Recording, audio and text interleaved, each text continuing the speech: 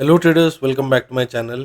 चलिए आज देखते हैं फिन निफ्टी का एक्सपायरी कैसा रहा। क्या हमने जो प्लान किया था कल, जिन लोगों ने वीडियो देखा नहीं है मेरा प्रीवियस वाला, वो पक्का देख लीजिए। आपको फिर पता चलेगा कि हमने किस बेसिस पे अपना आज का ट्रेड प्लान किया था और उसको कैसे एग्जीक्यूट किया। आज पहले डिस्कस करेंगे आज का फिन निफ्टी का जो ट्रेड है हमने लिया, एंड फिर कल हम प्लान करेंगे। आपको पता है जैसे कि कल बैंक निफ्टी का एक्सपायरी है एंड मंथली एक्सपायरी है। शायद हमें कुछ एक अच्छा मोमेंटम सिंगल साइडेड देखने को मिलेगा, बिकॉज क्योंकि आप अगर देखें तो लास्ट 3-4 ट्रेडिंग सेशन से हमें कोई सिंगल साइडेड मूव अच्छा देखने को नहीं मिल रहा है।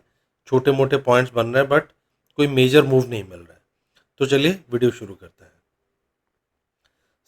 हमने जो प्लान किया था फिर निफ्टी का कि हमारा ये जो ट्रेंड लाइन है इसके ऊपर ही अगर सस्टेन करता है फिर ही कुछ हम ट्रेड लेंगे।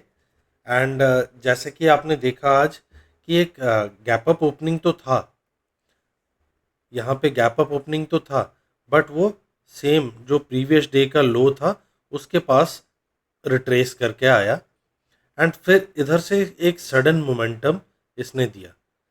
हाउएवर मैंने ये वाले लेग में कोई ट्रेड नहीं लिया था, बिकॉज देखिए अगर गैप अप खुल के फिर उधर से अगर वो ट्रेंड लाइन के ऊपर थोड़ा निकलता है, देखिए यहाँ निकला था, इसने ट्राई किया था ब्रीच करने का बट अनसक्सेसफुल रहा एंड वो प्रीवियस डे को लो के पास आ गया। तो कहीं ना कहीं मेरा जो साइकोलॉजी था तब थोड़ा चेंज हो गया था। मेरे को लग रहा था शायद ये एक नेगेटिव ऐसे प्राइस एक्शन बनाकर नीचे जाएगा, बट हाउएवर ये क्या हुआ, अचानक से फिर इसने फिर से ब्रीच किया इस लेवल को। हाउएवर जो मेरा स्टैंडर्ड जो मैं पॉलिसी है मेरे लिए, तो उसके अगर ये 3 कंटिन्यूस कैंडल्स बनते हैं 5 मिनट्स के बड़े बड़े रेंज, तो फिर मैं उसमें ट्रेड नहीं लेता हूँ। एंड सेम क्योंकि हर जगह आप ये देखिएगा, ये मार्क कीजिएगा, अगर कंटिन्यूस 3 कैंडल्स हुए हैं, एक्सेप्शनल डेज में क्या होता है कि सिंगल साइडेड मूव चलते रहता है, बट नॉर्मल डेज में अगर ये 3 कैंडल इसने दे दिया है, सक्सेसिव 3 कैंडल मूव दे दिया है, एंड कैंडल का जो रेंज है वो छोटा होते होते जा रहा है। देखिए ये वाला कैंडल बड़ा था, उससे छोटा ये, उससे छोटा ये, तो मतलब क्या है कि जो बुलिश पावर है वो थोड़ा कम हो रहा है।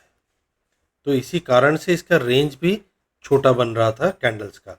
तो उसी के बेसिस पे मैंने यहाँ पे कोई ट्रेड एग्जीक्यूट नहीं किया। हाँ यस, एक डाउनसाइड ट्रेड मैंने जो एग्जीक्यूट किया था, मैंने यहाँ पे लिया था। मैं इसका स्क्रीनशॉट भी डाल दूंगा, आपको दिखा भी दूंगा कि कौन सा वाला ट्रेड मैंने लिया था। उसका बेसिस ये था कि ये इस तरफ आया एंड सेम इस लेवल पर रिजेक्शन ले रहा था। तो मैंने एक छोटा सा स्टॉप लॉस जो इसका हाई था उसका स्टॉप लॉस लेकर, इस कैंडल का स्टॉप लॉस लेकर मैंने इस कैंडल में लगभग एंट्री किया था। तो इस कैंडल का स्टॉप लॉस मैंने लिया था एंड सडन मोमेंटम आया एंड मैंने एक ही कैंडल में उसको बुक कर दिया। मैं आपको दिखा भी देता हूँ एंड जो ट्रेड कहाँ पे एंट्री हुआ था आप देखिएगा कि प्रिसाइज एंट्री कैसे होता है, वो मैं इसके लिए आपको स्क्रीनशॉट भी डाल दूंगा।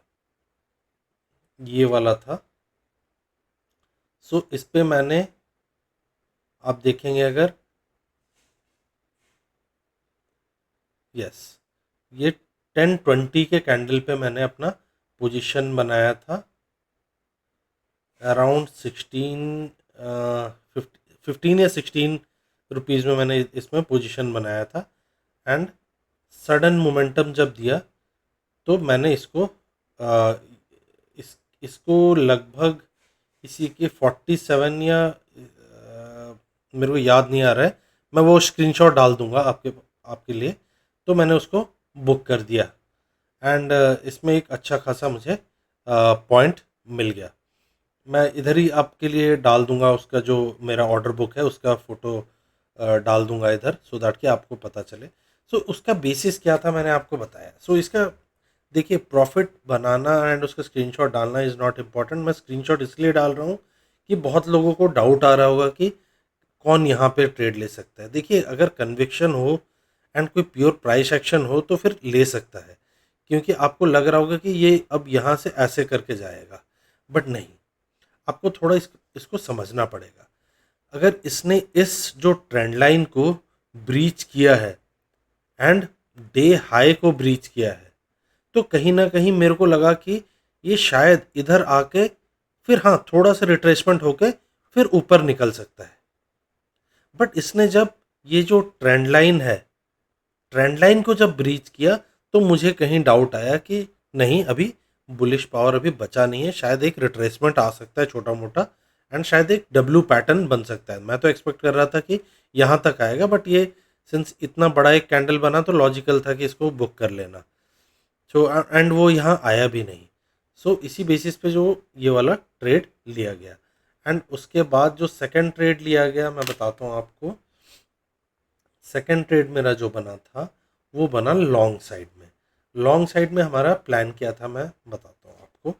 सो अब जो फिन निफ्टी ने क्या किया था, फिन निफ्टी ने, जिन्होंने मार्केट स्ट्रक्चर पढ़ा होगा उनको समझ में आ रहा होगा, ये हाई था, ये लो था, ये हायर हाई बना एंड ये एक लोअर हाई बना। तो मेरा लेवल ये था, जैसे ही इस लेवल को तोड़ेगा हायर हाई, मैं अपना एंट्री कर लूँगा एंड टारगेट जैसे ही मैंने आपको प्रीवियस वीडियो में भी बताया था 23,600 वाज द टारगेट। सो इसी को मैं लेके चल रहा था कि 23,600 पे ही अपना बुकिंग करूँगा। तो मैं उसको चलिए आपको दिखा देता हूँ कि मैंने ट्रेड कहाँ कब कैसे एग्जीक्यूट किया। एंड जो मेरे साथ व्हाट्सएप ग्रुप में भी जुड़े हुए हैं लोग, उनको तो पता ही है क्योंकि मैंने उसमें ही पोस्ट किया था कि मैंने ट्रेड कहाँ लिया था। Okay, so this was the trade. इसका लगभग एंट्री मेरा 58 के आसपास बना था एंड इसको 115 पे बुक किया गया। तो ऑलमोस्ट 1:3.5 का मेरे को रिस्क टू रिवॉर्ड रेशियो मिला। एंड सेम चीज़ लॉजिक जो मैंने आपको बताया था कि हायर हाई टूटते ही मुझे ट्रेड लेना था। देखिए, एक साइकोलॉजी वाला चीज़ होता है कि आपको फिर डर लगेगा कि इधर भी तो टूट के वो नीचे आ गया था, फिर इधर से भी तो हो जाएगा। देखिए हम लॉजिकल बात करेंगे यहाँ पे। हमने इसलिए शॉर्ट किया बिकॉज ये जो ट्रेंड लाइन इम्पॉर्टेंट था, इसको ब्रीच करके नीचे गया, इसीलिए हमने शॉर्ट पोजीशन बनाया।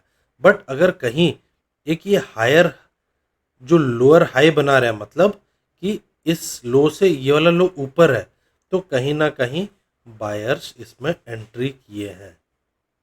एंड अगर ये सस्टेन, बाय द वे, अगर ये सस्टेन नहीं होता, ये ब्रेकआउट सस्टेन नहीं होता, तो ठीक है, कोई नहीं, अपना जो स्टॉप लॉस लेकर हम निकल जाते हैं। बट जहाँ पे लॉजिकल ट्रेड मिलता है वहाँ हमें नहीं छोड़ना है किसी भी हालत में। देखिए, अगर आप स्टॉप लॉस से डरेंगे तो फिर आपसे ट्रेड नहीं बनेगा। आपका हर ट्रेड सक्सेसफुल नहीं हो सकता है। ये आपको मान के चलना है कि आप फेलियर के लिए बने हैं। आप अगर फेलियर को अपना रिस्क मैनेज करके चलेंगे तो फिर ही आप प्रॉफिट बना पाएंगे। सो ये था आज का फिन निफ्टी का ट्रेड। चलिए देखते हैं कि कल के दिन हमें बैंक निफ्टी में क्या देखने को मिल सकता है।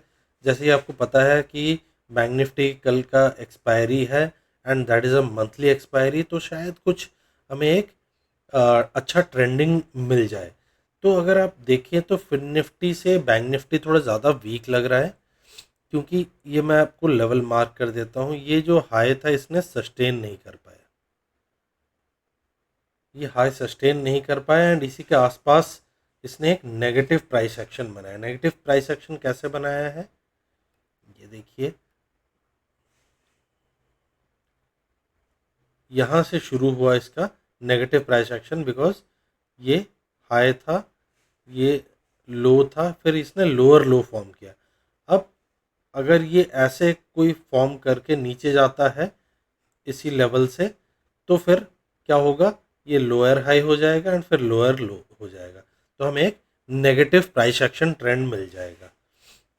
बट चलिए हम इसको थोड़ा एक बार पहले देखते हैं कि 15 मिनट नहीं, इसको हम डेली टाइम फ्रेम में पहले देखते हैं।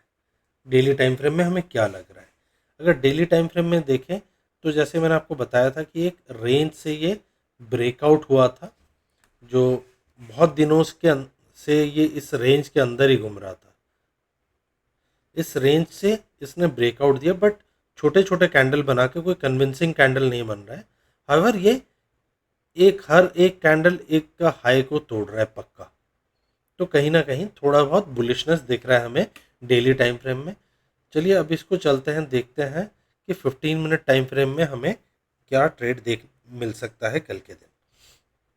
ओके, सो 15 मिनट टाइम फ्रेम में अगर देखें तो हमारा ये जो मैंने आपको बताया था, ये जो ट्रेंड लाइन है, सपोर्ट डिमांड जोन है, ये पहले का ही ड्रॉन है, बिकॉज रेंज बाउंड था मार्केट, तो इसी को ही रेस्पेक्ट कर रहा है।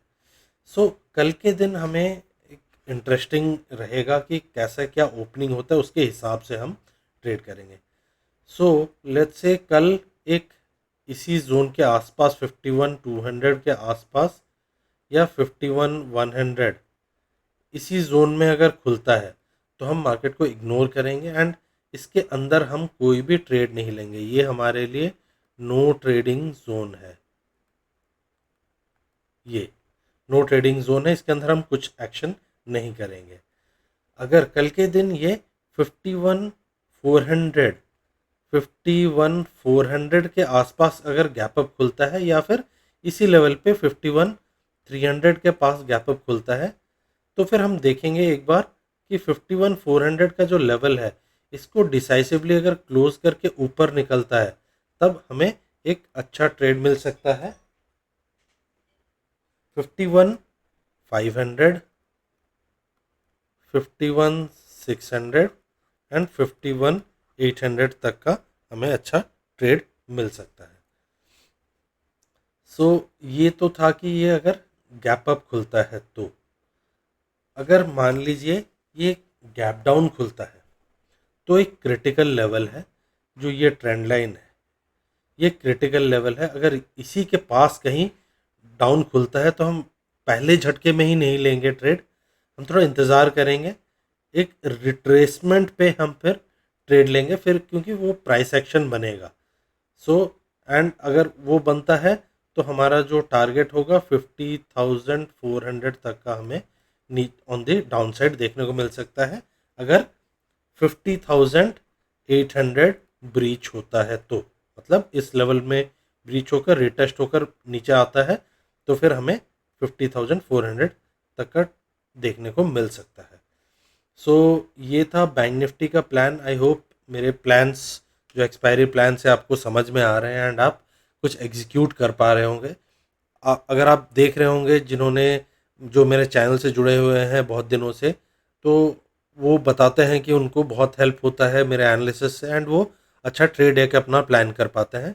तो जो नए व्यूअर्स हैं, सिर्फ आप स्टॉक्स और उसके लिए मत देखिए मेरे चैनल को इस लेवल्स के लिए भी देखिए कि एक्सपायरी लेवल्स कैसे मैं ट्रेड करता हूँ एंड उसमें प्राइस एक्शन क्या ढूंढता हूँ एंड लेवल्स क्या होता है, सो दैट कि ये आपको एक दोनों पैसे बनाने के लिहाज से एंड एक प्राइस एक्शन सीखने के लिहाज से भी आपको हेल्प करेगा। एंड ऐसे ही आप मेरे चैनल को और स्प्रेड करते रहिए अपने दोस्तों के बीच। एंड सो ये था आज का video. Please like share and subscribe. Thank you. जय हिंद।